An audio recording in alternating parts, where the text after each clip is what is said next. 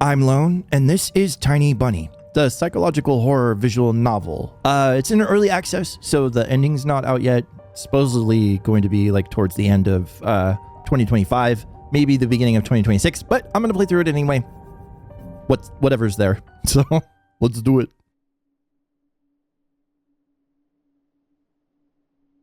The wind clawed at my window all night long. It wandered the fields and howled like a hungry beast. An endless song weaved from all sorts of voices, shrill, gentle, sneery, twined in the air. They were shouting and laughing and arguing about something. Someone was running through the snow while casting long shadows that would occasionally creep close to my bed.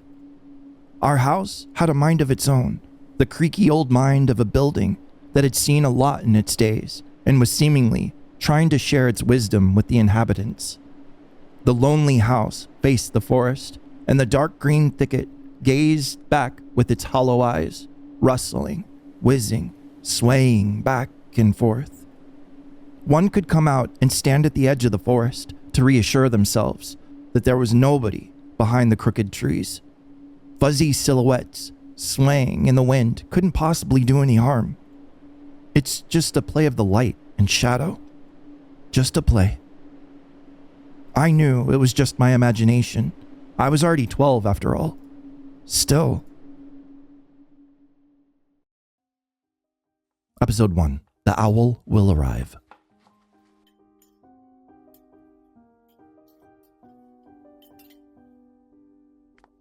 Hey, put away your book. How many times have I told you not to read at the table? It's bad for your health. Look how slouched you are. Okay. Yeah, my book. Sure. It goes away. I didn't protest. I put the book about Conan the Barbarian aside.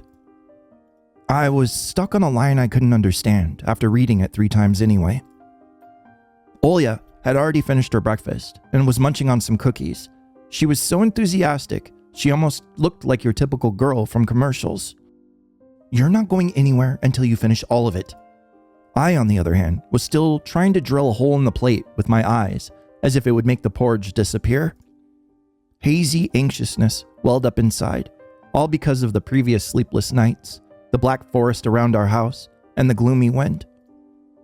The longer I waited, the colder and lumpier the white substance became. It looked like a jellyfish from the Castor Odyssey. I love that show. I wonder how horrifying the bottom of the ocean is. Or how cold the black forest is at night. A spoon fell out of my hand. Mom showered me with the cold glare from her green eyes. What did I just say? I'll get it. I had 10 seconds to catch my breath before battling the nasty porridge once again. I felt around for the spoon. What is this? Carved on the underside of the table. Karina. Huh, that's my mom's name. I guess she carved it out with something pointy when she was little. She sure was a rascal, damaging furniture like that. She would scold me for a week if I did something similar, though. Should I remind her about it? Nah, she's been in a bit of a bad mood lately. I imagine her being my age, sitting under this table. I wonder, was my mom afraid of the dark back then? Or the sounds coming from the attic? Or the thick forest? I imagine my grandma coming into my little mom's room, sitting at the edge of her bed where Olya sleeps nowadays, and saying in her soft, smooth voice, "Taiga is a special place, little girl. It watches you closely, sniffing you out, trying to discern what kind of a beast you are. If you're the good sort, it won't abandon you in times of trouble. But if you're a bad apple, it'll grab you by the sides and drag you down under the ground." And that would be it. Grandma was caring. She never fought with anyone, never yelled, never swore. Those were the times without the maddening screams until late into the night, without smashed dishes and mutual accusations. Our parents used to love each other back then. I remember listening to one of their conversations by chance. They were talking about Grandma getting prepared for her funeral. She had already bought a casket. She called it her cute funeral box. It waited for its time in the closet, patiently. It was black, upholstered with meat-colored material on the inside. Sorry to break character. Meat-colored material? Why? That's so weird. Ooh. I mean, who cares? You're dead, I guess, but meat-colored material on the inside. I saw it when my grandma was getting buried. The house didn't change since the time she was alive. Only all of the photos were gone. Glass-covered pictures with gray faces of my ancestors. They all had a dead but watchful look in their eyes. I crawled out from under the table. Olya was done with her cookies and was looking at my share like a sly woodland critter. I turned my gaze towards the frosted window. There was a lot of dark pines outside, but they didn't grab my attention. The pattern of frost formed a picture on the glass. Oh yeah, it's a little fox. Olya, look, it's a fox. Where? It looked almost like one of those optical illusion thingies they put on the back of student notebooks. A mixture of lines at first glance, but if you blur your vision a little bit and look under a certain angle. Not outside, on the window. Look, see? There's a nose, and here's... Hey, eat up! Yes, in just a moment. I don't see anything. Hurry up, there's not much left. Oh, there it is, but it still doesn't look like one. I'm telling you it does. Nuh-uh. It does.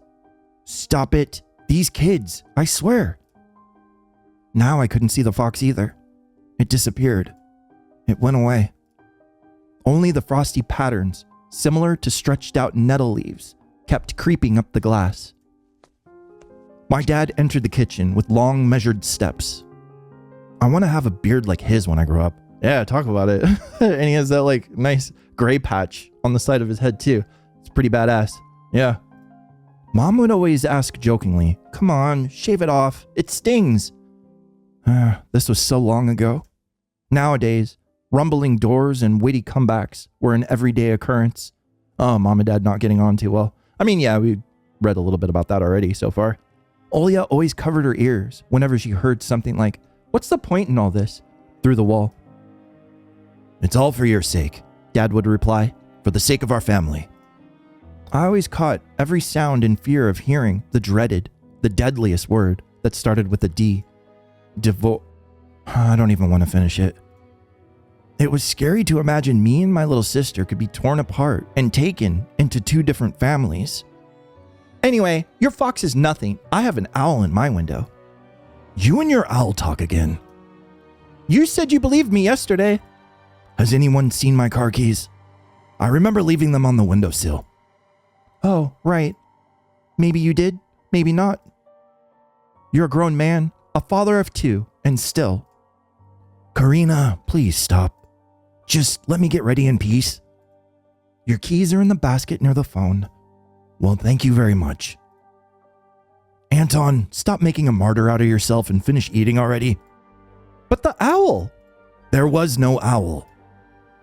But there was one, and it had giant glowing eyes. Olya sprung up from the chair and placed her hands on her little face, imitating a pair of eyes with her fingers, the size of an apple each. Last year you had Babai in the closet, and now it's this owl? Oh, there's a context clue? Yeah, it's underlined. Glossary. Babai, in Slavic folklore, a nocturnal spirit used by parents to threaten their ill-behaving children. It's so very Russian. Yeah. And now it's this owl? But I saw it. Olya shifted her gaze back and forth from Dad to Mom to me, but couldn't find any support. Have you thought about befriending it? You know, like feeding it with imaginary mice. Oh, don't bully our girl. She's just afraid to sleep alone because she's still little. Olya pouted her lips in rebellion and rushed into the hallway. The staircase that led to the second floor creaked. Mom gave Dad a strict look. Oh, that look in her eyes. It's so uncomfortable to be pinned under it. Dad just snorted in reply and left, ringing with the keys he just found. And then the theme song from The Little Mermaid echoed throughout the house. I just heard it. Yeah, that was perfect. Yeah, that little like musical hit was great. It was stored in an incredibly worn-out cassette tape, which Dad had already glued together once. So easy to fix objects by gluing them back together, for example. But how do you fix a relationship? Mom moved to the living room, and I was left alone, anxiously stealing glances at the window. Olya had trouble sleeping ever since we moved into this house. She would toss and turn or curl up into a ball under her blanket. Sometimes she would jump up in the middle of the night and turn on the VCR. Cartoons helped take her mind off of all the troubles we had with the move and our parents.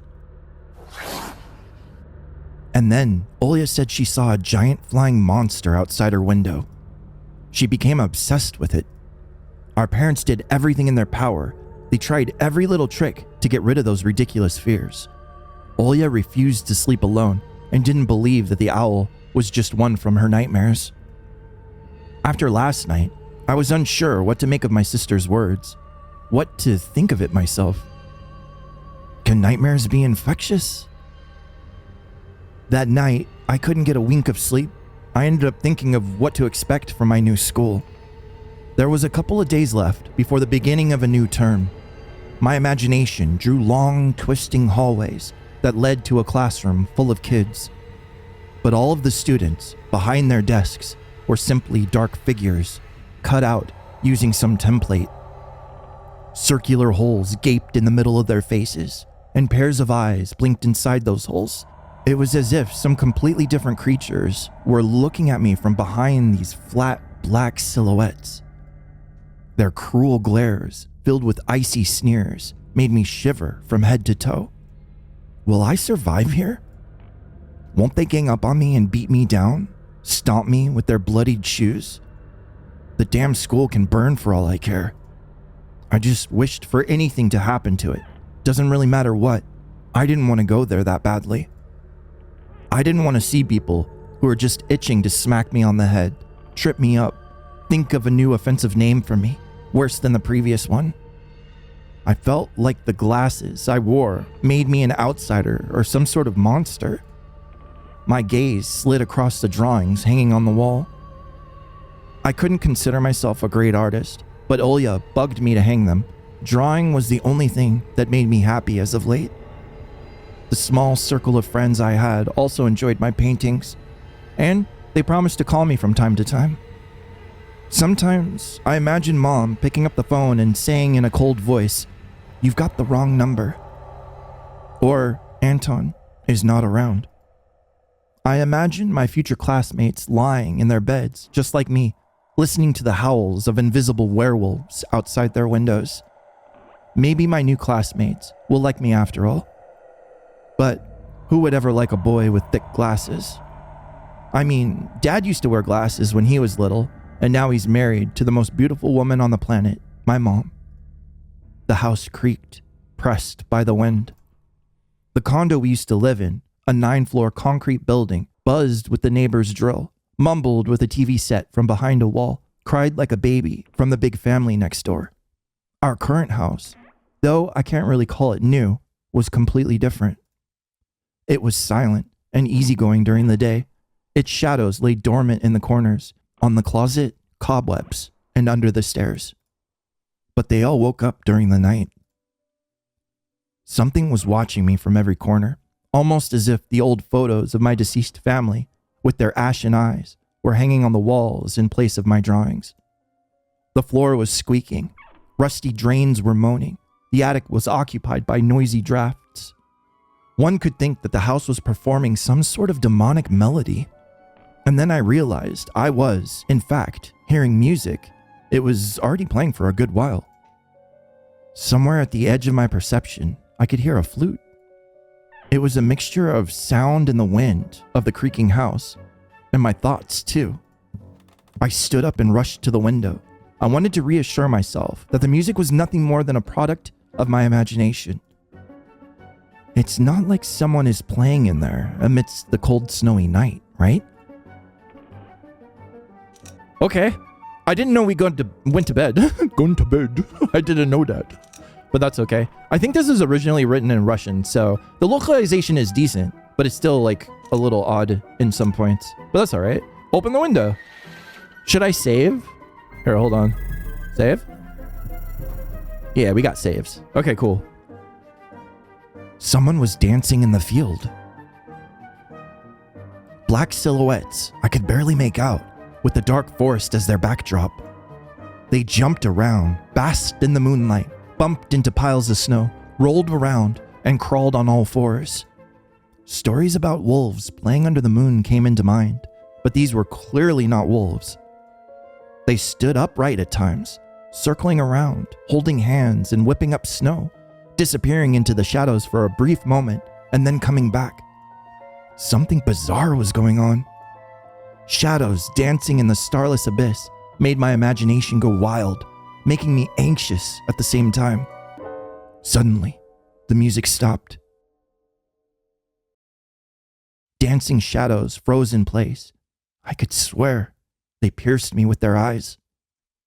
One of the silhouettes immediately parted from the bizarre shadow carnival and sprinted across the field with giant leaps. Jesus, that freaked me out. It glided on squeaky snow without leaving any prints until it was devoured by the pitch black shadow of my house, which became even darker and thicker. My heart was jumping around like a little bird inside a cage. I shut the curtains with a swift motion and stepped back towards the bed. They saw me. A freezing torrent of fear washed over me. I stood in the middle of a perfectly dark room and listened to some unwanted guests move and scrape around, looking for an entrance. The sound moved to the right, then circled around the house. Now my guest should be at the front door. I jumped into the bed and covered myself with blankets as if it could protect me. The shackles of fear locked my muscles. I remembered the funeral, my grandma lying there, hands crossed on her chest, her facial features sharp like that of a tin doll. Ants running up and down the legs of the chair that held my grandma's casket. I imagined those little creatures climbing up her head and pulling up her eyelids with their tiny legs. Then her wrinkly eyeballs would once again move inside their sockets, and she'd be able to see her grandchildren. I was chanting the spell she taught me throughout the whole procedure. And now, lying under the blanket and listening to the squeaks and howls, I was repeating the same words. On the island of Buyan, underneath the blemished sky, in the sea of color blue, stands a cabin made of wood. There lay lard and ashen hair, for the spawn of the devil's lair, to feast and always leave alone God's faithful servant, named Anton. Evil, leave this house must. Ashes to ashes, dust to dust. The bizarre sounds had disappeared. I cautiously peeked out from under the blanket and saw curtains waving like a hanged man. And then the night doused me with a new portion of boiling terror. The sound of scratches at my eardrums. In reality, something or someone were scratching at the front door, hurriedly clawing at the wood, demanding to be let in. The door was shut. Dad had been very cautious recently, so he installed a sturdy lock.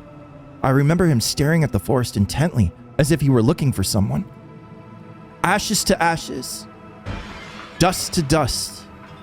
I hugged my knees, placing my chin between them, and drilled the door with my eyes. It was so flimsy and weak before the might of the darkness. And then the doorknob twitched slightly. Then it turned halfway, once, twice, as if the person who tried to enter had no hands. The doorknob tilted once more, and then started clicking violently. My jaw cramped from fear. My wet fingers clutched the blanket. The door creaked open. The wind taunted me, moaning inside the tin drains. Now you'll see. The door was wide open. The darkness writhed inside the carnivorous mouth of the doorway.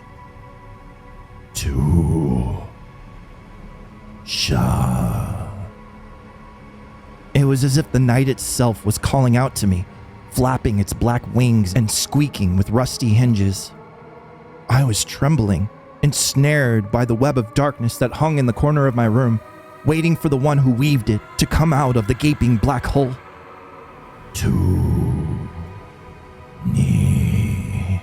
My abdomen tightened and my chest rose up, ready to exhale a desperate scream. But before I was able to do anything, the darkness asked me, "Tosha, you asleep?" My sister's pale face protruded from the thick shadows. I almost screamed from relief. "Olya, I'm not sleeping. Did something happen?" Olya frowned and stuck out her lower lip, a clear sign that she was about to cry. "It's there again, staring at me." "Shoo her away, Tosha, please." "I'm so scared." The fear that was tormenting me a minute ago crawled away and hid somewhere in my stomach. I needed to calm Olya down. "It was just a dream, silly. Don't be scared. Dreams don't bite. No one's going to harm you." Olya sobbed. She was trying her best to believe me. But was I sure myself? "I have an idea. Let's go to your room and watch the video Sleeping Beauty, for example. You like that cartoon, don't you? Why does the Sleeping Beauty have a prince and I have the scary bird?" That question took me by surprise. "All right, let's watch Cinderella." My thoughts became tangled, fuzzy. What was that? What studied me with its eyes while dancing feverishly under the moon? The darkness was clinging to the window, and it couldn't be fooled by Grandma's old chants. It couldn't be satisfied with a feast of lard and long ashen hair. "Tosha, you coming?" Yeah, just a minute." "Oh, gee, oh, jump scares!" "Oh, you bitch. You dirty motherfucker." I didn't know there was animation in this. That was really good. That cheap jump scare. I was like, I wasn't relaxed. I was already tense, but still, it took me by surprise. I wasn't expecting that. That's why I didn't want to laugh at Olya and her owl in the morning. Who could be visiting us here in the middle of nowhere? We don't know anyone around here. So persistent. I felt extremely unsettled just from a silly thought that our morning guest could have come from the woods. I could barely hear voices coming from the front door. My mind was urging me to hide. In the closet. Under the table. Behind the curtains, where Olya always hides. "Tosha, come here." I felt like little kettlebells were tied to my feet, but still dragging them towards the hallway. "Oh, why are the police here?" "What did you do?" A couple of policemen towered over me in the doorway. They smelled of frost and worry. My mom always winced and grumbled the moment she saw patrol cars. Worse than bandits. Yeah, Mom's ACAB. Oh no. At the moment, though, she looked somewhat confused. "Hello?" The senior officer, who wore a grim expression, nodded. "A boy's gone missing yesterday. His name was Vova." "Look at this, please. Have you seen him?" The policeman held out a photograph to me.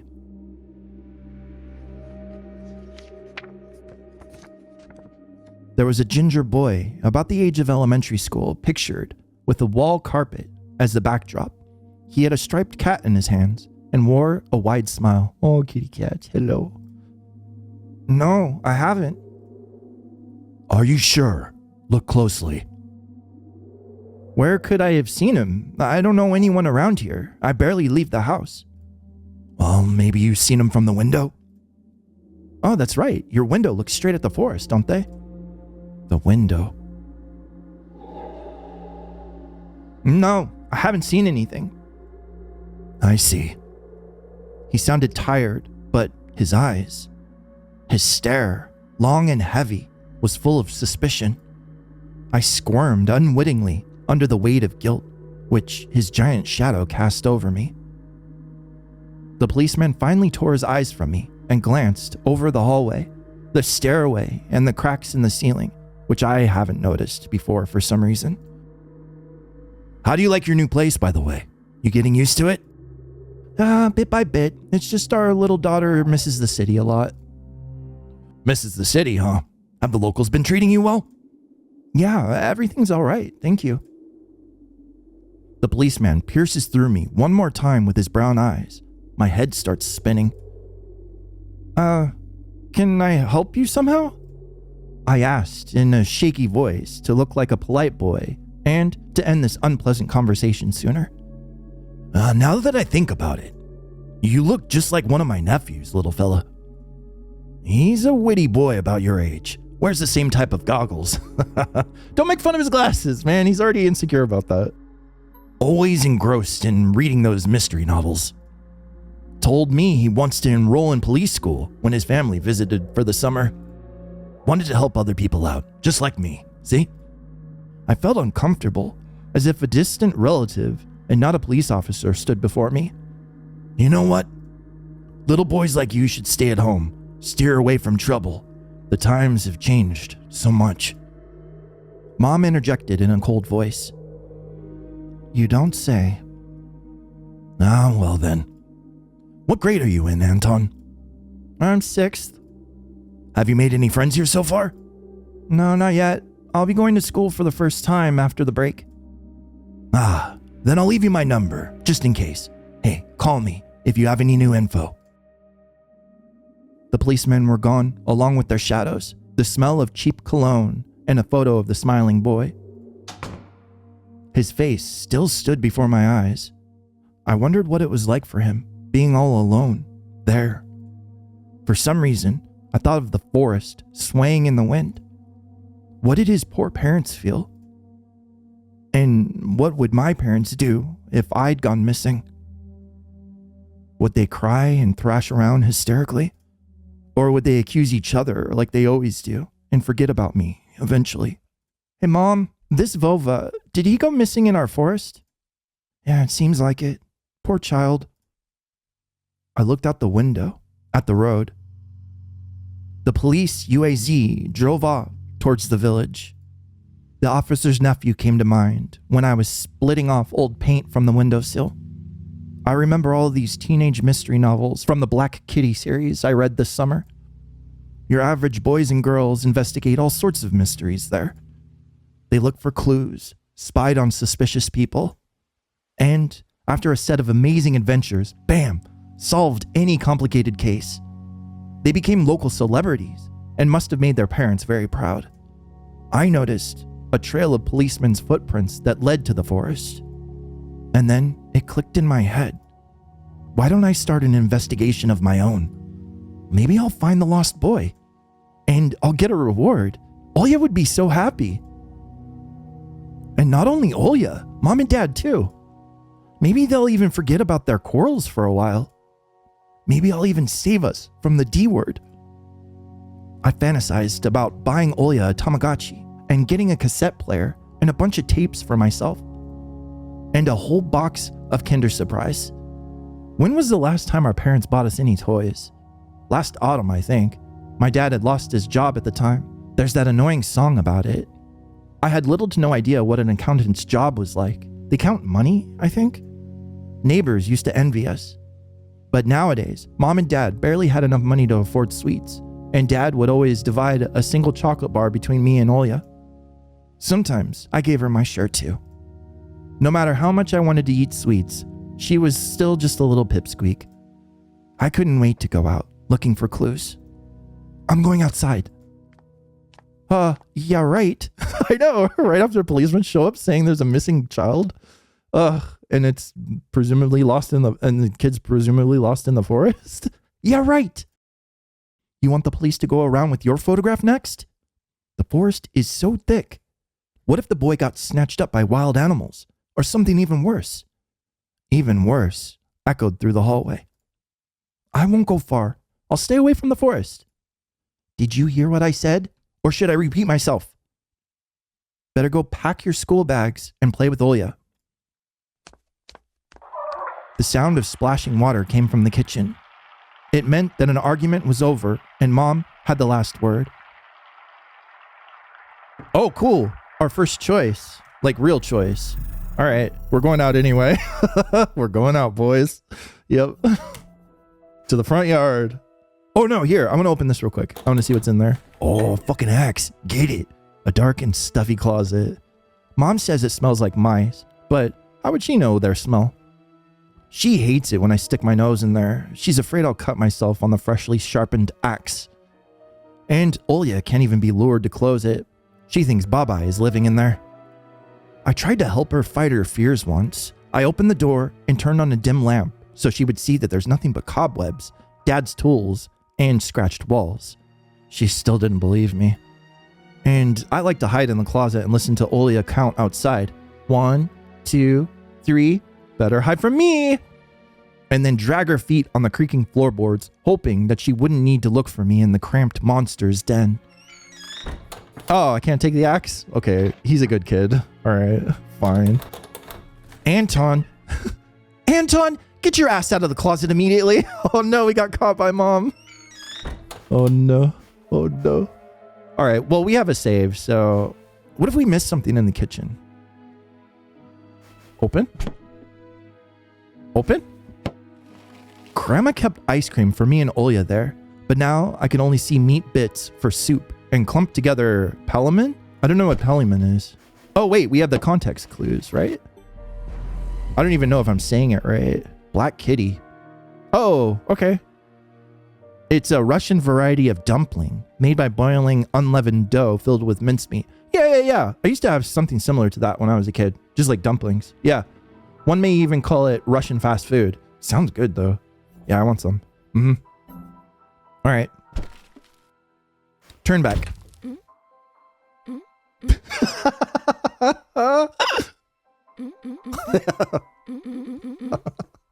Oh, no. She's broken. Mom's broke. Oh, no, she's possessed. All right. Stop. All right, I gotta get back in the spooky mood. I'm sorry. I can't help it. Lie to Mom?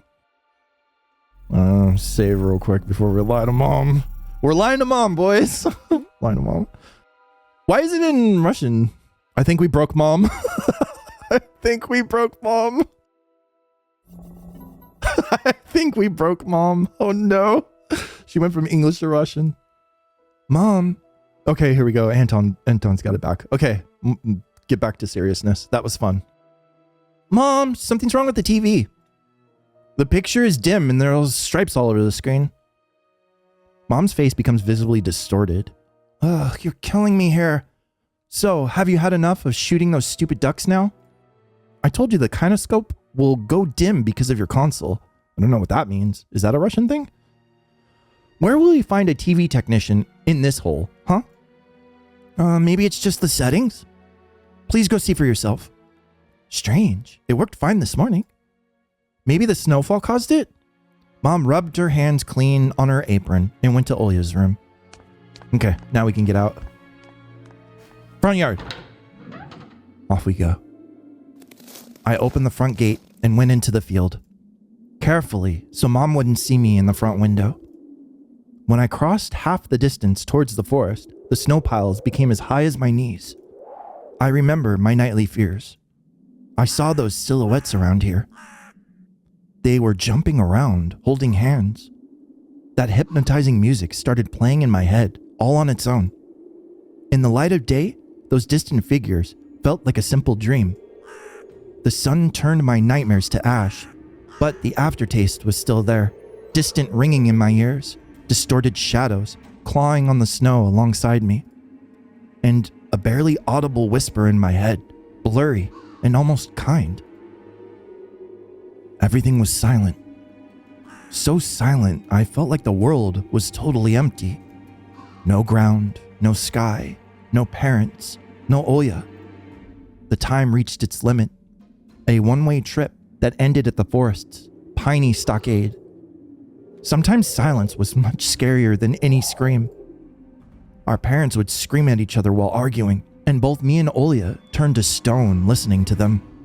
But then always came the ringing silence. Our apartment became numb a couple of days before we departed. It was hard to remember the last time Mom and Dad joked around, laughing or spending time together, almost like all of it was in a previous life. When they kissed, with Olya present, she always frowned and snorted in a funny way. But one day, it all changed. Something important had left our home, and something scary filled the remaining void. It was as if a fire broke out, and our parents were hurriedly packing our belongings, trying to save themselves and us. From who, though? From the people with the dead cold eyes who sometimes visited us in our previous home? The eyes that only saw balls of worms on the black ground and everything. And somewhere, far away, a siren was going off, trying to warn us of the coming menace. I shuddered, chasing away my delusions, and looked around. There was only me, this white field, and the wind that was whipping icy dust and belts of powdered snow. I squinted from the sun and turned my eyes to the sunless forest. It looked especially dark in contrast with the blinding whiteness. Knobby tree roots slithered under the snow like fat snakes. Rotten leaves and coniferous needles froze into the ice. Dry, prickly branches intertwined, bringing up uncomfortable thoughts about fences. Were they protecting the forest? Is that a glove? Oh, I think that's somebody's, mitten. Yeah. Were they protecting the forest? Or were they keeping something from breaking out? Some object was hanging from one of the pointy branches. I tried to get close, drowning in the snow, and when I almost got to the edge of the forest, I saw a knitted mitten. It looked like a wounded bird amongst the hungering semi-dark. Should I take it to the police? Their senior officer looked gloomy, but he still reminded me of Captain Casanova from my favorite TV show called The Street of Broken Lights. He was always anxious, with a tired look in his eyes, but still brave and strong. Will this mitten help them find the lost boy? Bova! I hear a distant shout. Looks like it came from the river. Bova! As if the trees were calling out to someone. Vova! Resounded closer to me. Someone was there behind the trees, hiding. Vova? I knew someone was looking for the lost boy, but still, something was unsettling about that figure. Its stillness, how it was bent unnaturally towards the ground. I don't see it. Is it somewhere in here? Yeah, I don't see it yet. Its blackness. There's no one there, just branches and roots. It's all just my imagination. A nearby bird flapped its wings loudly. A shadow split from the tree and disappeared from my sight. I looked away for just a moment, but when I returned my gaze back to the same place, it was gone. So it was my imagination, after all. Silence reigned for a painfully long time.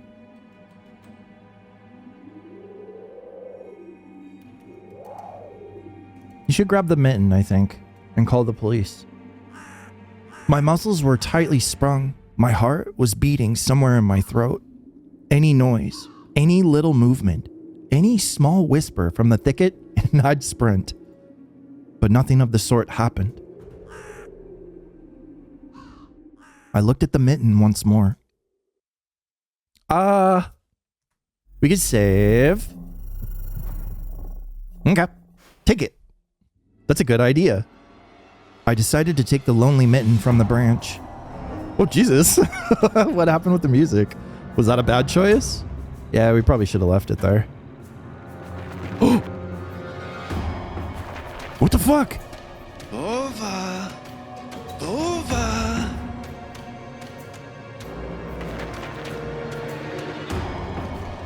A shout rumbled across the field and dissolved into the distance. No echo, no hope for a reply.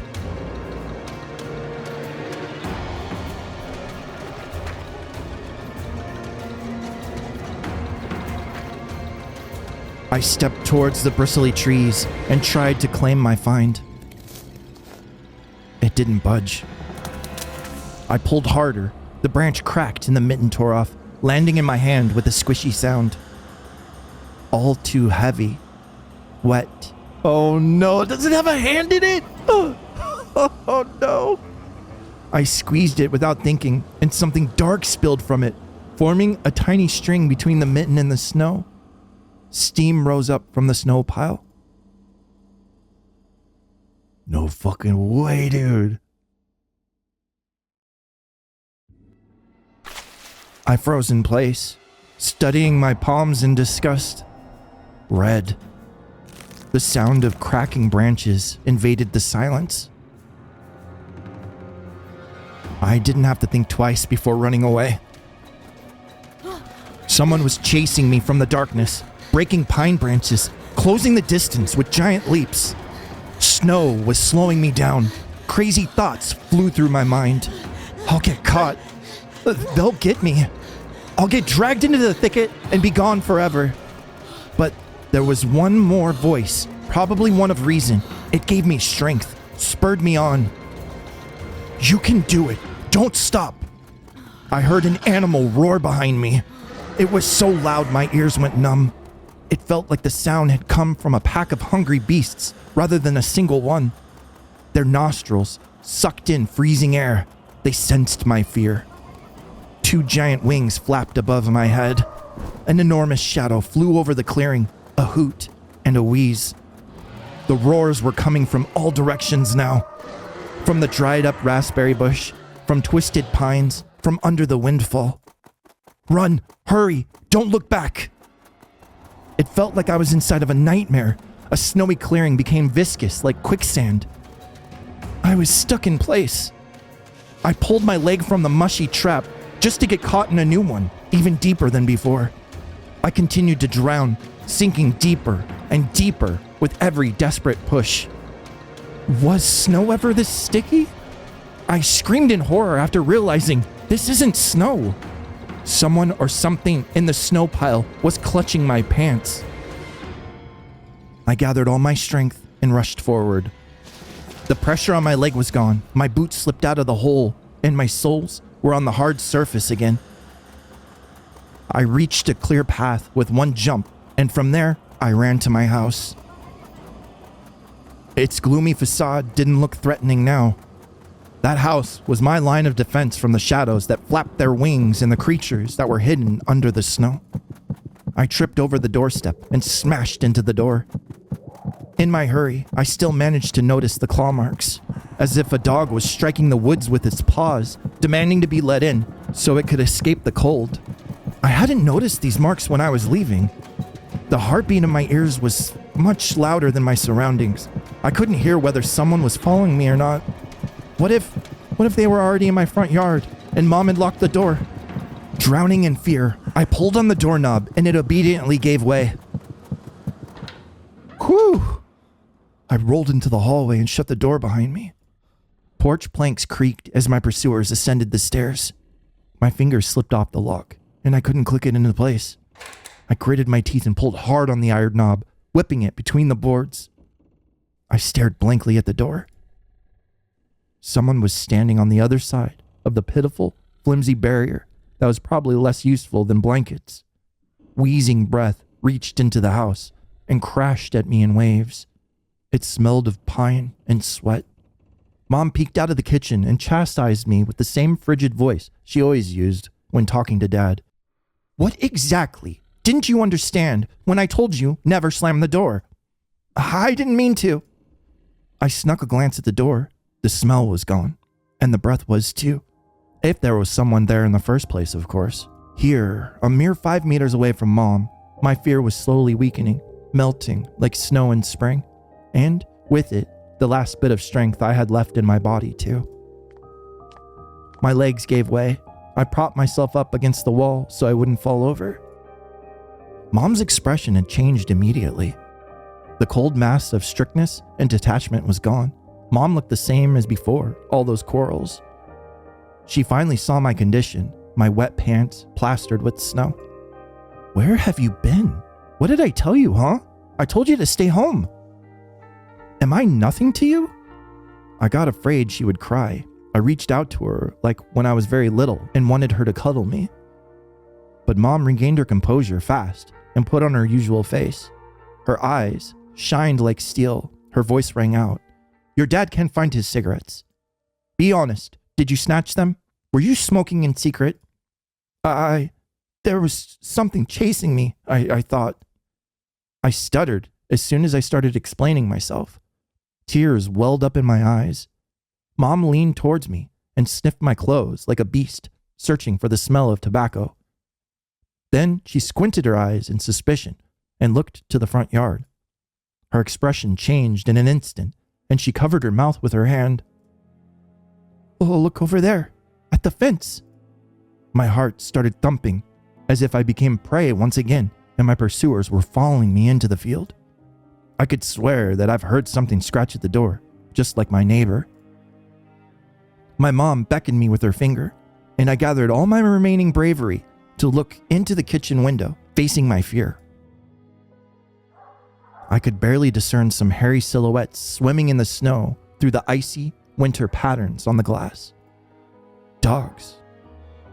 Just a small pack of strays with no name, no owner, barely reminding of the hungry monster that lived on the edge of the forest.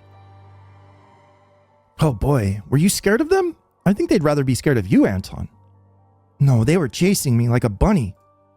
And what if they're rabid? The smile had slowly disappeared from Mom's face. Now she looked at the dogs as if it were her first time seeing them. What if they attacked Olya? Mom? I wish your dad could just shoot them all.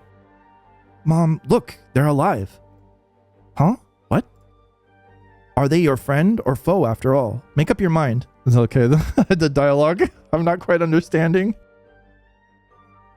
You're not a little kid anymore.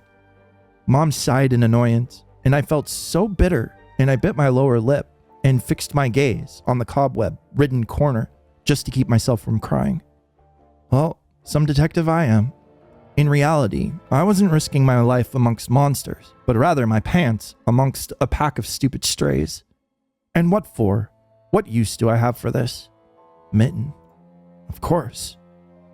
The darkened, sticky mitten that belonged to the lost boy made a squishy sound in my hand. Seems like I was clutching it the whole time. That's my trump card as a detective. I hurried and presented my clue to Mom. Oh, Mom, look. This is Vova's mitten. That boy the police were asking about this morning. It's drenched in blood. I found it hanging from a tree. I can show you where. Let's call the police right away, like the officer told us to. Mom, look. Oh! A shadow of doubt slowly crept onto Mom's contorted face, as if she was trying to remember something distant, like someone tries to remember their dream, but the image slips away. Stop it this moment. Olya will go insane if she hears you. She already has trouble sleeping and whines all the time. And you joke around like this? At the moment, I realized the mitten was actually wet from snow. There was no blood whatsoever. I wanted to sink through the floor from embarrassment. Come here, boy who cried wolf. Oh, don't just stand there. Come on, take your pills. A golden-colored pill reminiscent of a dead wasp fell into my palm. I already took one during breakfast. Don't talk over me. I told you to stay home, and you? Dad would have given you a good whooping for that. Come on, take it, or you won't be able to sleep at night, and you have school tomorrow. So I had to swallow the bitter medication, drinking it down with similarly awful water that gave off a taste of chlorine. Maybe it wasn't Vova's mitten. Maybe it wasn't a mitten at all. Just like the forest monster. And Olya's owl. Am I going mad? What's happening to me? Either the pill had an immediate effect, or my overexerted brain didn't let fear inside anymore. Serenity washed over me, bringing yawning indifference along with it. Anton, are you done? See, you can do it when you try. Take off your coat. Hey, are you asleep? No, Mom, I'm just thinking. What about, I wonder? No, it's just something silly. Mom scrutinized me with suspicious eyes, as if she wasn't sure she was looking at her own son and not some doppelganger that had come from the forest. Is everything all right? You had the exact same expression when the policeman asked you about the window. Yeah, I'm all right, Mom. She heaved a deep sigh. Fine. It seemed like the house had changed. The sofa's fabric had become discolored, Fingerprints appeared on the bathroom tiles. The light bulb also felt different, dimmer and yellower. Even the saliva in my mouth had a different taste. A melody from Aladdin could be heard from the upper floor. Olya was done rewatching her favorite Little Mermaid episode and switched to other tapes. I slowly changed into my home clothes, stopped before the sink and studied my reflection in the mirror like I was trying to solve one of those spot the difference puzzles. Then I went upstairs. Jafar and Lago's voices died down. I walked past Olya's bedroom and slipped into my own. And we'll leave it there for now. Yeah. It's a good visual novel. Yeah. We already have too many saves. I didn't need to save that much. But yeah, thank you all so much for watching. I'm Lone, and this has been Tiny Bunny.